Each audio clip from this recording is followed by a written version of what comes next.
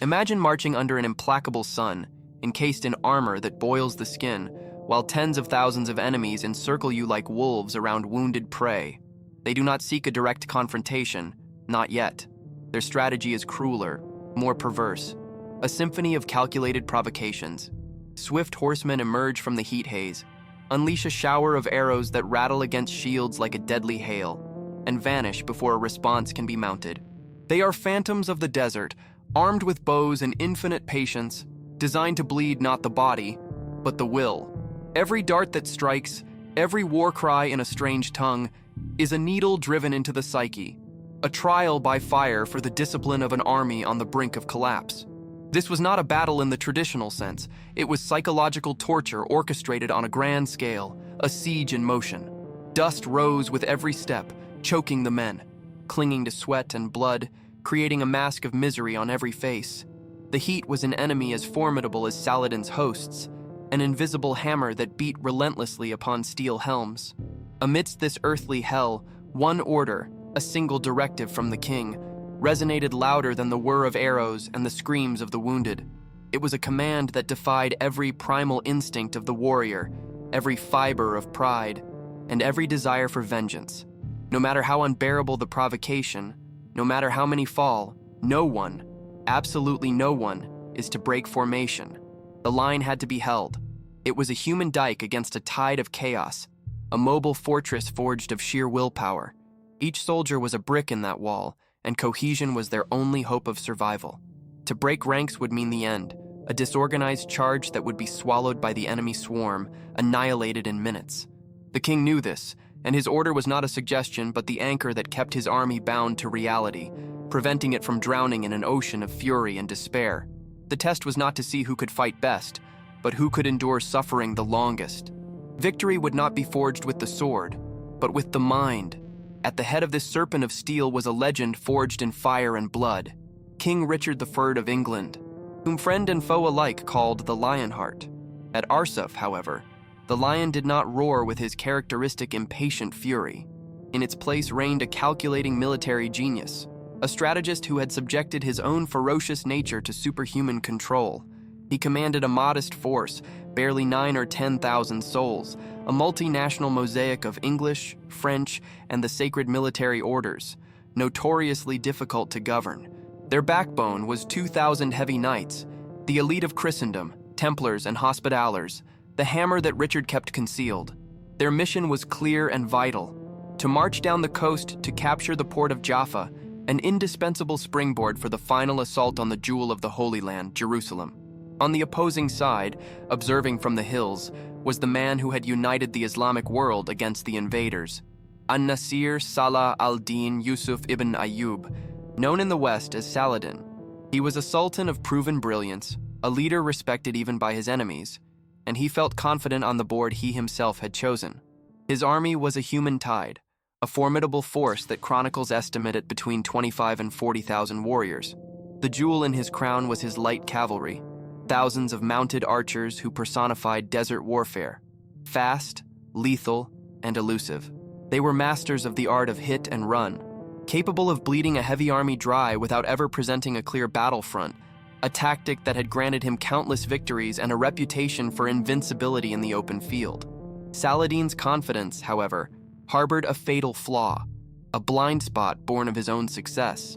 His strategy was based on a premise he considered infallible: that the discipline of the Crusaders, men of hot blood and immense pride, would inevitably shatter under the ceaseless pressure. He underestimated the capacity of a Western army to endure such psychological and physical punishment. And above all, he underestimated the iron will of Richard. Saladin was not seeking a pitched battle, but to provoke a suicidal, disorganized charge. He believed he could goad the lion until, blind with rage, it would abandon its protective cage to be torn apart by the pack. His plan was not to defeat the Crusader army, but to make it defeat itself. The stage for this drama was the coastal plain north of the city of Arsuf, a geographical corridor that became a character in the story, a natural trap.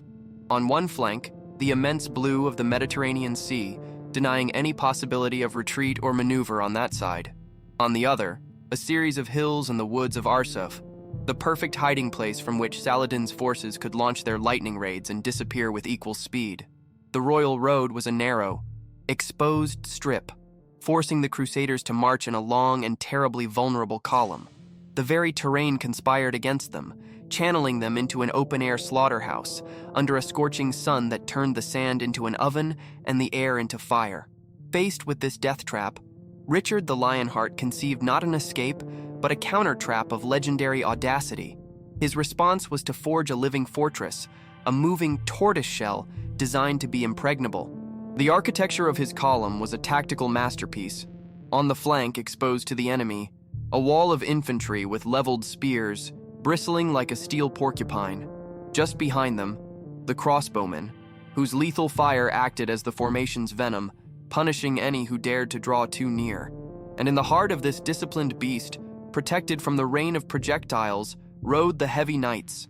They were the secret weapon, the latent heart of the column, a spring of steel and fury coiling tighter and tighter with every hour of the march, with every insult, with every arrow absorbed. The order was to march and endure, no matter the cost. The plan was brilliant, but it depended on the most fragile link in any chain of command: human nature. For every mile they advanced under the Palestinian sun, the pressure on that human spring increased to an almost unbearable point. The air filled with the scent of blood and sweat, and with the maddening hum of arrows. Discipline, the pillar of Richard's entire strategy, was being stretched to the breaking point, especially in the rearguard, where the Knights Hospitaller suffered the worst of the punishment. The fate of the Third Crusade hung on a thread of obedience about to snap. To witness the precise instant hell is unleashed. To see how an act of insubordination becomes the masterstroke that defines an era, you must join our legion. Subscribe to this channel and give it a like, because you will not want to be told about the charge that is about to shake history. You will want to live it. The morning of September 7th, 1191, dawned upon an army already in its own personal hell. For hours, Saladin's strategy was executed with terrifying precision. Swarms of horse archers, the masters of Parthian tactics, galloped in mocking circles around the Crusader column. They would approach to the very edge of crossbow range, release a cloud of arrows designed to maim and madden, and retreat before any retaliation was possible. It was not an assault. It was a slow, methodical bloodletting.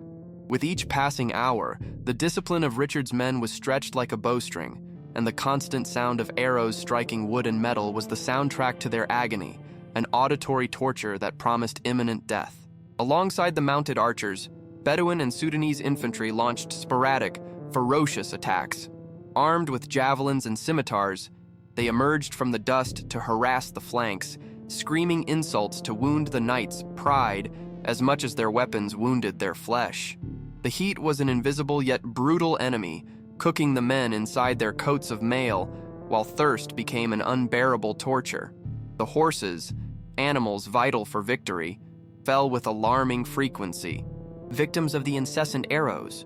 The rearguard, commanded by the Knights Hospitaller, suffered the most severe punishment, acting as the anvil upon which Saladin's hammer struck again and again, testing the limits of human endurance and divine faith.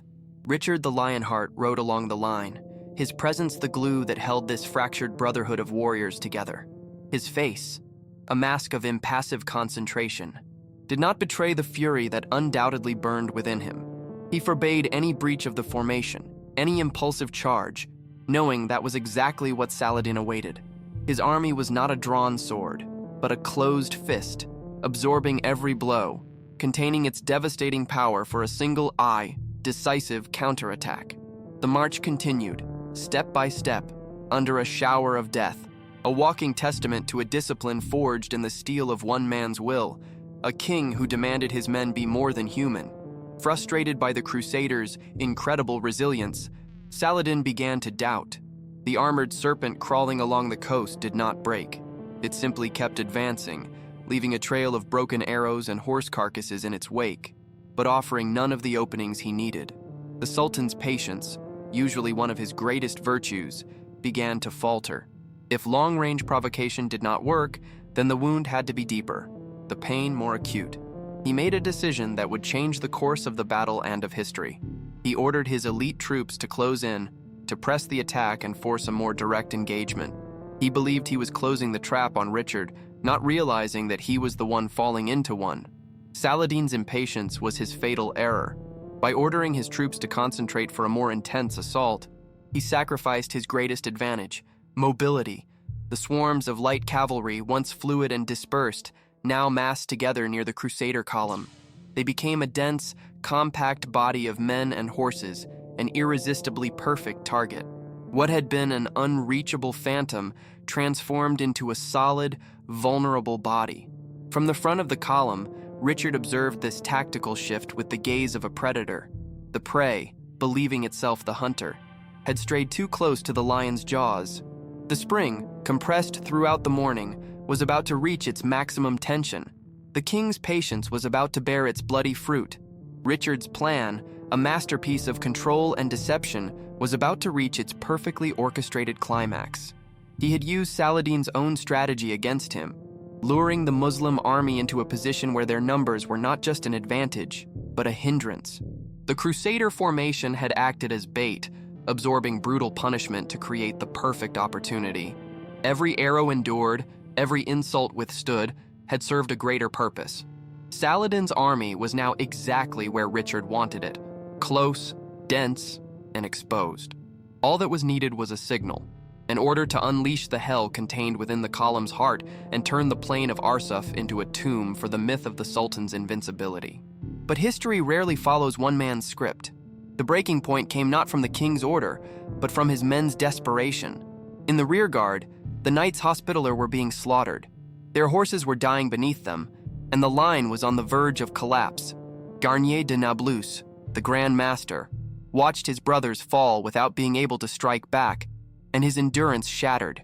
The discipline, maintained through hours of torture, evaporated in an instant of pure fury.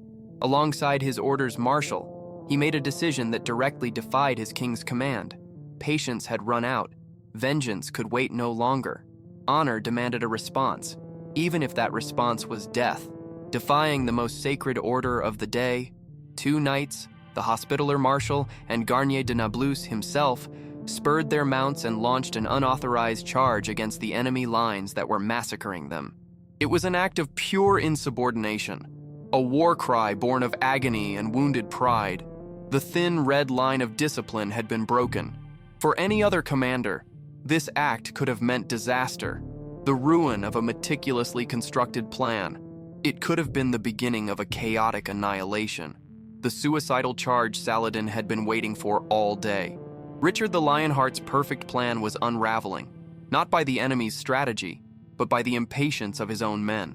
Richard, seeing his knights charge without his permission, faced a split-second decision. He could try to stop them, punish the insubordination, and watch his plan dissolve into chaos. Or he could do what only the greatest military geniuses can, turn a subordinate's error into the masterstroke of his own victory. He saw the charge not as a failure, but as the spark he needed to light the prairie fire. The opportunity, though premature, was there. With an instantaneous decision that would cement his legend, he did not punish the disobedience. He weaponized it. He raised his sword and shouted the order they all longed to hear. The trumpets were to sound the general charge. The sound of the Crusader clarions ripped through the air, not as a planned signal, but as the confirmation of an unstoppable torrent. For the knights who had waited for hours, containing their fury, it was like the breaking of a dam. The heart of the column exploded outward. From the center of the formation, the heavy cavalry, the hammer of Christendom, emerged in a thundering wave of steel and fury. 2,000 knights, encased in iron, their 12-foot lances lowered and ready for impact, launched themselves at an enemy that believed them to be on the verge of collapse. The shift was so sudden, so violent, that Saladin's army was paralyzed with disbelief.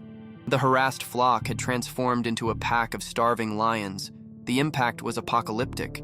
The Crusader heavy cavalry, one of the most devastating shock forces of the medieval world, smashed into the compact lines of Saladin's troops. The Muslim light cavalry, designed for speed and harassment, was neither prepared nor equipped for a frontal collision of such magnitude. The Crusader lances pierced shields, armor, and bodies with terrifying ease. The lines that had seemed so formidable moments before simply disintegrated. They did not bend. They did not retreat. They were pulverized under the weight of an iron tidal wave. The clash of steel on steel, the screams of men, and the neighing of horses created a cacophony of annihilation. What had been a disciplined march became a bloody pursuit. The cohesion of Saladin's army evaporated, and the battle transformed into a massacre. Richard the Lionheart himself was at the center of the maelstrom, his great war axe carving a path through the enemy ranks, personifying the fury his nickname promised.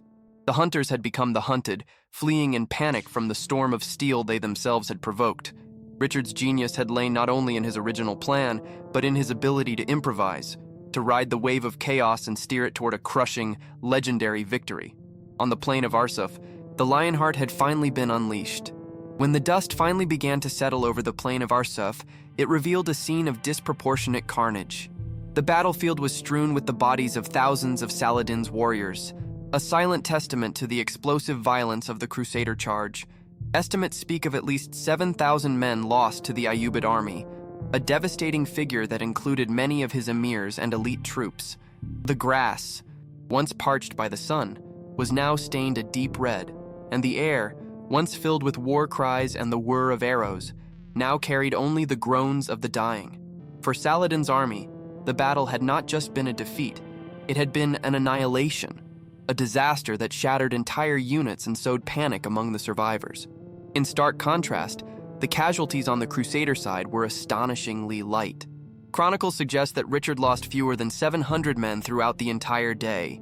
His tortoiseshell strategy, though psychologically exhausting, had proven to be a near-perfect defensive tactic, shielding the majority of his troops from the incessant harassment. Richard's calculation had been correct. Endure limited damage for hours in exchange for the opportunity to inflict a catastrophic blow in a matter of minutes. The price in blood paid by Christendom was minimal compared to the bloodletting suffered by its adversaries. The victory was not only tactical, but also statistical, one of the most one-sided of all the Crusades, demonstrating the lethality of heavy cavalry when used at the precise time and place. Saladin himself, who had watched the battle from a nearby hill, could only look on in horror as his invincible army disintegrated. He managed, with great effort, to rally a part of his personal guard and the scattered remnants of his forces, avoiding a total rout and a capture that would have been catastrophic. However, the damage to his prestige was incalculable. The reputation for invincibility he had carefully built since his victory at Hattin was shattered in a single afternoon. He could not stop Richard's advance on Jaffa and was forced to adopt a scorched earth strategy, destroying the fortresses in the English king's path rather than facing him again. The defeat at Arsuf forced him to shift from being the hunter to being the hunted. The most immediate and momentous consequence of the Battle of Arsuf was the destruction of the myth of Saladin. Until that day, the Sultan was considered unbeatable in a pitched battle, an almost superhuman figure who had driven the Crusaders from Jerusalem and unified Islam. Arsuf proved that he was mortal, and that his army, despite its overwhelming numerical superiority and proven tactics of harassment, could be decisively defeated. This psychological victory was as important as the military one, breathing new morale and confidence into the ranks of the Third Crusade, which had begun to falter after the long and arduous siege of Acre. Richard had shown not only that he could match Saladin, but that he could outplay him at his own game, on his own turf. Militarily, the victory at Arsuf was the key that unlocked the coast of Palestine. It secured the Crusaders' march south and allowed for the unopposed capture of the strategic port of Jaffa. With Jaffa in Christian hands, Richard secured a vital supply line from the sea and established a base of operations a stone's throw from his ultimate goal, Jerusalem. Without control of the coast, any attempt to besiege the Holy City would have been logistically impossible and strategically suicidal. Therefore, Arsuf was not an isolated victory, but the fundamental pillar upon which Richard's entire subsequent campaign was built, ensuring the survival and viability of the Kingdom of Jerusalem for another century, a lasting legacy in a land scarred by constant war. The battle also had a profound impact on the military tactics of the era. Saladin, a brilliant strategist, learned the painful lesson to never again underestimate the discipline of a well-led Crusader army or the devastating power of a coordinated heavy cavalry charge. In future engagements, he would avoid open battles against Richard, preferring a war of attrition and maneuver. On the other hand, Richard's strategy of the mobile fortress, a combination of defensive patience and explosive offensive violence, became a model studied by military leaders for generations. It demonstrated that a smaller, disciplined force could defeat a much larger enemy through control, provocation, and the precise choice of the moment to strike. Finally, Arsuf forever cemented the legend of Richard the Lionheart. Though already famous for his valor, this battle elevated him to the status of a first-rate tactical genius, the greatest warrior of Christendom. His name became synonymous with indomitable courage and strategic brilliance. A figure so feared by his enemies that, according to legends, Saracen mothers would use his name to frighten their disobedient children. The story of how, with an outnumbered force, he endured hours of torture only to unleash an annihilating counterattack became the stuff of ballads and epic chronicles. Arsuf was not just a battle. It was the act that forged a king into an immortal myth. History remembers the Battle of Arsuf as the pinnacle of Richard the Lionheart's tactical genius, the apotheosis of a plan executed with the precision of a divine watchmaker. The image that endures is that of a king in absolute control, patiently enduring the enemy's assault only to unleash his cavalry at the exact predetermined moment. But in the forgotten folds of this legend lies the final irony, a truth as sharp as a Crusader's sword. The legendary charge that secured victory, the hammer blow that pulverized Saladin's army, was not the culmination of the king's strategy. It was, in its origin, an act of flagrant disobedience, a spasm of fury that broke the formation. Richard's perfect plan was saved by the impatience of two knights who decided they could endure no more punishment. Richard's true genius, therefore, lay not solely in the conception of his flawless strategy, but in his astonishing ability to transform chaos into a masterpiece in a split second. History sings the praises of the king, but often whispers the names of Garnier de Nablus and the Hospitaller Marshal, the men whose desperation broke discipline and, in doing so, forced the hand of victory. The fortress of steel and will cracked, but instead of collapsing, an unstoppable torrent burst forth from that fissure. Arsuf teaches us an eternal lesson, that the greatest victories are not always born of infallible plans, but of the imperfect and glorious human nature when, pushed to its limit, it decides it has suffered enough and unleashes the storm itself.